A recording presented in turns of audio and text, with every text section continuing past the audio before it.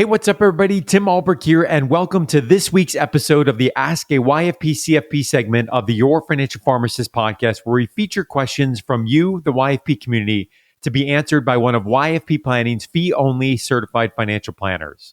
Before we jump into today's question, I want to give a shout out to YFP Planning's incredible team that makes this segment possible. YFP Planning offers fee-only comprehensive financial planning services that are customized to the pharmacy professional. So whether you want to optimize your investing plan, pay off student loans, or simply build a solid financial plan, YFP Planning will help get your income working for you rather than the other way around. You can learn more by visiting yfpplanning.com. Again, that's yfpplanning.com. Okay, this week's question comes from Jacob in Lancaster, Ohio. Hi, this is Jacob from Lancaster, Ohio. I was wondering if I should max out my contributions to my work-sponsored retirement account, such as a 401k or 403b, before contributing to a separate retirement account, such as an IRA. Thank you. Jacob, thank you so much for submitting your question to be featured on this week's Ask a YFP CFP segment of the YFP podcast. Tim Baker, let me say it for you. It depends, right?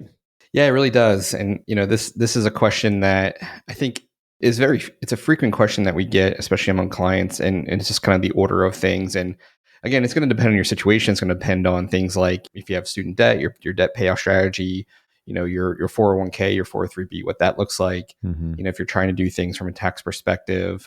Yeah, but typically, what we say is as a general rule of thumb, Jacob, and not advice, but as a general rule of thumb, what we like to do is kind of go through this bucket in chronology. So first and foremost, most people they're going to want to get their match, right? So, from their 401k or 403b, if they're fortunate enough to have it. I know a lot of employers, have paused that through the pandemic, but they definitely want to get the 2, 3, 4, 5%. We've had some clients I've seen as high as 8%, mm-hmm. But get that match. That's that free money that, in most cases, outside of really high amounts of credit card debt, you're going to want to take advantage of in a lot of cases. So that's the first thing. The second thing that I would do is I would kind of do an outside of, if we peel away all the things like if you were to go for PSLF, Tim, you would want to stay probably in the 401k because mm-hmm. you want to, the idea is to kind of lower your adjusted gross income. So you want to, get that max as best you can to get your AGI down, to lower your payments, and obviously maximize your forgiveness. So that aside, that example, those types of things aside, what you typically want to do is look at your 401k and 403b, which is it's a hard thing to do. And what I mean by that is kind of analyze, is this a good 401k or is this a not so good 401k? And usually size matters here. So typically the larger the plan, typically the better it is for the participant, that's, put money into your 401k. Typically the smaller the plan, the worse it is in terms of the dollar for dollar, the amount that you put in versus what you're being charged by that plan. So there is an IRS form that retirement plans have to file every year. It's called the IRS Form 5500. And you really have to know what you're doing to kind of look for, what you're being charged. But that's really the data that you would seek out to see if, hey, am I being charged a high administration fee or something like that? And then the other thing that you couple that with, Tim, is actually looking at the funds themselves. So if you can see the expense ratio, and I think the average these days is about 1.68% all in. Ugh. So what does that mean? It doesn't sound, you make that reaction, Tim, but a lot of people, they don't flinch at that, mm-hmm. But it matters over time. So 1.68%, if you have $100,000 in your portfolio in your 401k, then you are essentially being charged $1,680 per year. Either that's going to the funds that you're invested in or the plan itself to administer the plan, et cetera. So that's money that you're paying out. It's not a line item really anywhere on your statement. It's just something that it evaporates. So those are the things that I would analyze to then either put the money into the 401k. So to say, if you say, hey, this is a good 401k and you want to max that out, then you would do that. Or you would, to Jacob's question, you would pivot into, the other fork in the road is to pivot to an IRA or a Roth IRA or do some type of backdoor conversion, that type of thing, depending on what your AGI is, and max that out. That's $6,000 per year. And then potentially go back into the 401k and max that out to get the full amount. So that's typically the road. The other thing that you'd have to, assess is, when does it make sense to, obviously we talk about the HSAs a lot, and that typically goes to the front of the line. But when does it make sense to put money into like a brokerage account, a taxable account, especially if you have more, hey, I want to retire at 55. A lot of these funds you can't get until 59 and a half, so those are all things that kind of weigh on this decision on what to do. And like I said, it's not necessarily a straightforward thing. There's a lot of things that go into this: tax, debt, your retirement plans, et cetera, the cost of your investments. But it's definitely something that it should be looked at very intently, because of the fact that for a lot of people outside of the house, the 401k is going to be the biggest asset on the balance sheet. And if you don't get this right, it's either misallocated, this is not really the question, but misbucketed, I guess I should say, then, I think you're going to pay for it in the long run, unfortunately. Tim, two resources I want to share related to what you just said that folks can learn more. And then I've got a follow-up question for you. So you talked about buckets of investing savings. Obviously, it depends very much on one's individual situation. You mentioned not being advice. I'd point people to episode 73, where we talked about how to determine the priority of investing and looked at that stepwise approach. And then to your comment about, what is the construct and the quality of the 401k or the 403b? Not all of them are being created equal. You mentioned expense ratios, the impact of fees. We talked about that in episode 208, why minimizing fees is so important as it relates to the integrity of keeping as much of that investment pie intact as you possibly can. Tim, my question for you is, we're getting in the X's and O's a little bit here, right? So we're talking about, 401ks, 403bs, HSAs, brokerage accounts, backdoor Roth IRAs, AGI, tax components, all really important stuff. But, one of the things that you and I believe in, and I think the planning team does an awesome job of, is X's and O's are important, but we got to take a step back to say, what's the vision? Where are we going? And how much, do we have as a need for investment retirement planning? And then once we've done that work, then we begin to think about the X's and O's and strategies to make that happen. Correct?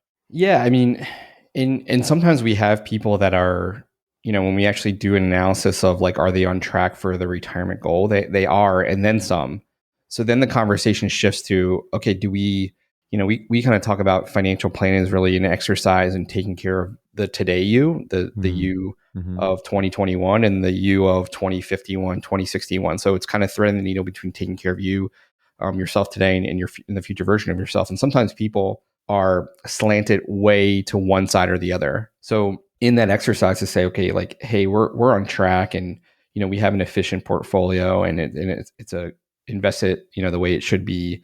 Are there things that we can do, adjustments that we can make that, you can take that vacation that you've been talking about, but haven't done anything towards it yet, or, take some time off or reduce hours or things like that. So like that to me is really, really, really important. Is I kind of say this a lot, and it really can't just be about the ones and zeros, right? It has to be about, what does a wealthy life look for you? And I think a lot of people, especially when they talk to a financial planner, it's all like, well, I have the proper insurance, and I'm saving this, and I'm invested in this. And it's not about, it's not really, I mean, those are the tools that kind of get you, where you need to be. But at the same time, like, I think a lot of us do a not so great job of really sitting down and thinking, to yourself, okay, like, what do I want? What do I want to do? And again, I've talked about in the past of like, not living this paradigm of life that is not yours.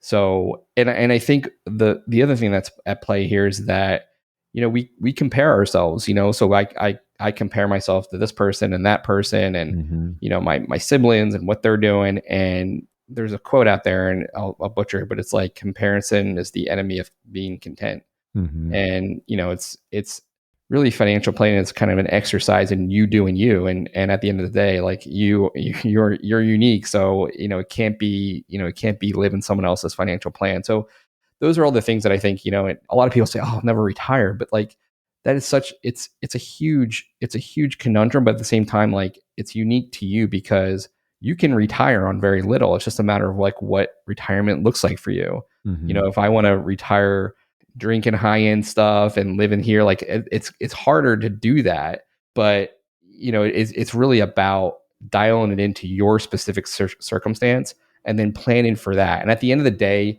it's planning. It's not really even having a plan, because the plans change. So it's the act of planning and having these conversations, either with a partner or with an advisor or someone that you trust, and then executing to that, and adjusting as we go here. So I mean, I can go on and on about that, I think.